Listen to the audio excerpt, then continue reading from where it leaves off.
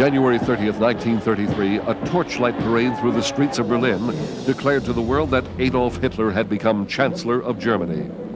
After many attempts to gain control of the country's Depression-era government, Hitler had finally succeeded.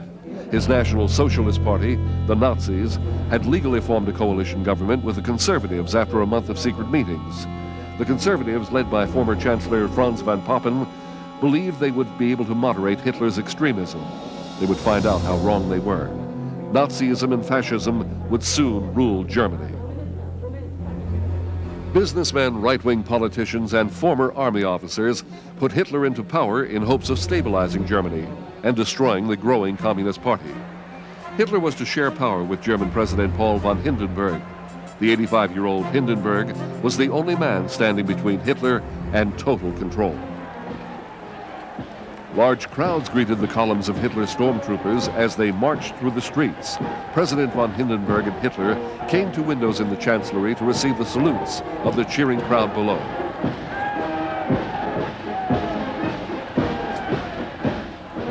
Who could have imagined that Hitler, who was born the son of a customs official in Austria, would become the absolute ruler of millions?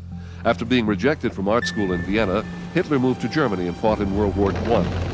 He was decorated for bravery and was never promoted above corporal. After the war, he became involved in the German Workers' Party, which he helped transform into the National Socialist German Workers' Party, and finally, the Nazi Party. After failing to take control of Bavaria's government in the uprising known as the Beer Hall Push, Hitler went to prison. In prison, Hitler wrote Mein Kampf, the book that would become the blueprint for his rise to power. Hitler wasted no time as Chancellor. He began to expand his power immediately. In his first month, Hitler curtailed the power of the press and freedom of speech.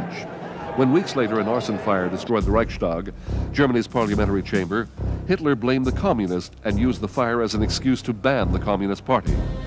The Reichstag's destruction symbolically ended German democracy. Hitler was on his way to absolute power.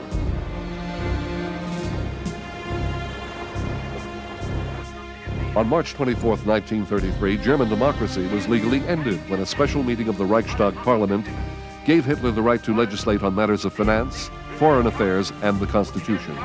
Hitler addressed the members before accepting the new powers.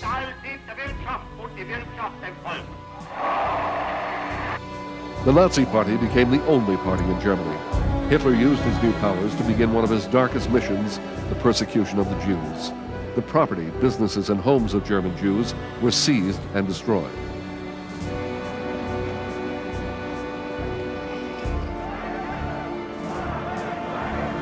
And with the announcement that Jews were being sent to work camps, protests began in the West. Hitler's persecution of racial minorities and the suspension of personal freedoms started an exodus out of Germany. People of all persuasions left, including Nobel laureate Albert Einstein. Without such freedom, there would have been no Shakespeare, no Goethe, no Newton. Hitler's control of Germany was absolute, but his desires for conquest did not end at the German border. In violation of the World War I treaties of Versailles and Locarno, Hitler rebuilt Germany's military and began to annex lands that he claimed were part of the Greater Germany. Europe's passive response to Nazi aggression encouraged Hitler to continue his empire building. The whole world would soon pay the price.